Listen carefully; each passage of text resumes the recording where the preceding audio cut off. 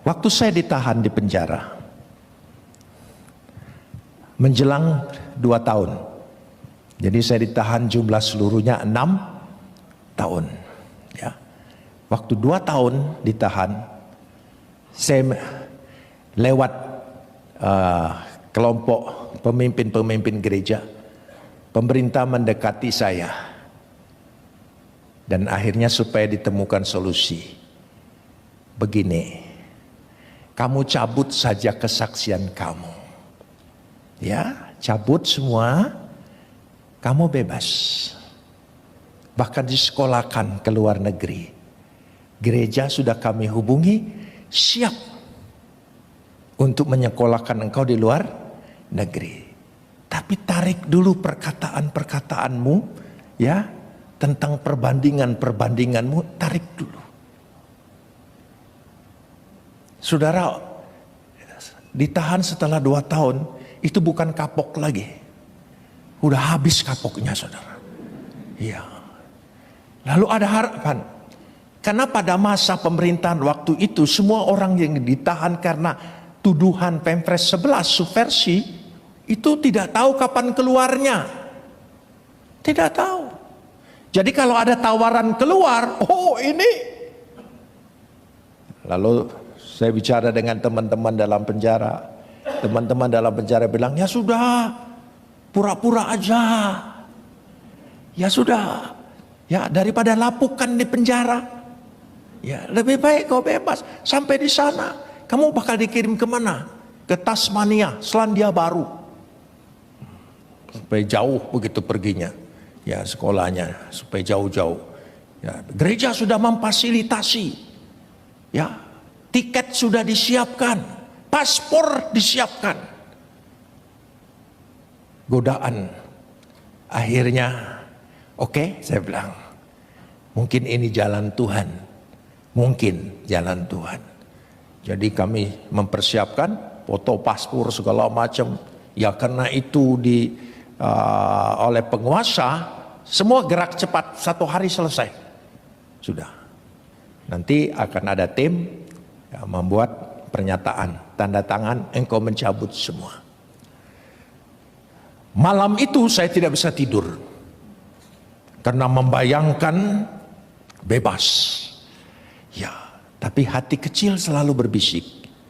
Barang siapa menyangkal aku, maka aku akan menyangkal dia. Tuhan, kita kan harus cerdik seperti ular, tulus seperti merpati. Ini masalahnya politis, Tuhan. Mungkin kau nggak mengerti, di surga tidak ada hal-hal yang politis. Oh, jadi saya pikir, ya sudah, bertekad tetap. Suara hati kecil, jangan sangkal, jangan sangkal. Tapi, ya, kemauan untuk bebas lebih besar dari suara itu. Tidak. Gara-gara pertentangan itu saya tidak bisa tidur. Tunggu besok pagi. Waduh, jam itu detik demi detik. Begitu pagi sudah mandi, sudah siap. Tunggu panggilan. Wah. Oh, sudah membayangkan Tasmania. Iya. Ya, sekolah di sana. Ya, pokoknya buat aja. Sudah. Besoknya saya dipanggil kira-kira jam 10 pagi. Saya menghadap. Saya sudah siap, tanda tangan. Siap. Jangan saudara pikir saya kuat, hebat, bertahan. Enggak. Lembek. Lembek. Enggak kuat. Ya, tidak kuat.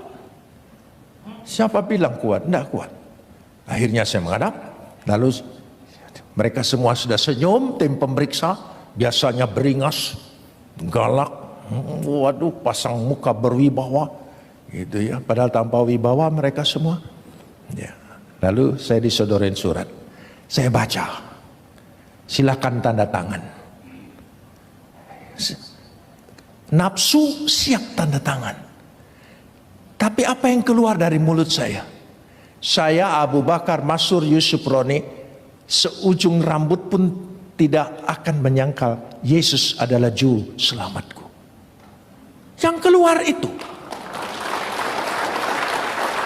Saya sampai kaget. Aku kok ngomong apa ini tadi? Aku ngomong apa? Yang keluar itu. Jadi kalau engkau bertahan, iman kuat itu pilihan Tuhan. Itu kekuatan Tuhan yang kekal dalam dirimu, bukan kemampuanmu. Bukan kita hebat karena kita beriman. Kalau iman tidak diberikan kepada kita, tidak mungkin kita beriman. Iman itu karunia. Amin saudara, karunia. Meskipun kita terseok-seok seperti ini, itu bukan tekad-tekad iman kita, tapi iman yang diberikan oleh Tuhan, karunia. Ucap syukur kepada Dia. Amin saudara, luar biasa. Marahlah mereka, saya dimasukkan lagi. Saya sampai pikir, tadi saya ngomong apa? Kenapa mulut ini nggak bisa dikendalikan oleh pikiran saya? Kok yang keluar lain? Mestinya kan tadi saya Abu Bakar Masyud Yusufroni akan menandatangani dengan ikhlas. Tapi ternyata saya tidak akan menyangkal dia seujung rambut pun. Keluar kata-kata itu. Saya sampai termenung. Lalu Tuhan memberikan bisikan di hati saya, bukan di telinga, di hati. Saudara, bukan Tuhan, hei Yusufroni, enggak. Saya hamba Tuhan belum tahap seperti itu, belum. Saya hamba Tuhan yang ya biasa-biasa aja lah. Paling Tuhan kasih pikiran, mantap di hati, diingatkan ayat, dikuatkan hati, itu aja. Belum sampai Yusufroni, ya Tuhan, gitu. Mari kita ngopi. Belum. Pakai ngopi dengan Tuhan. Memangnya Tuhan langganan Starbucks? Ya sudah, sampai di situ dulu saudara. Tuhan berbisik di hati saya. Kalau kamu bebas, ya keluar pintu penjara, ditabrak bajai, mati. Kau selamat enggak? Karena sudah menyangkal aku. Belum sampai Tasmania, Ron. Baru sadar saya, oh iya.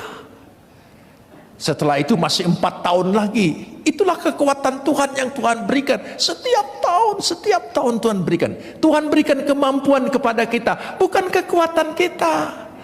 Percayalah, Dia setiap saat, setiap hari Dia baharui terus. Amin. Karena itu berdoa dan minta Roh Kudus menguasai kita, membaharui, menguatkan kita. Amin.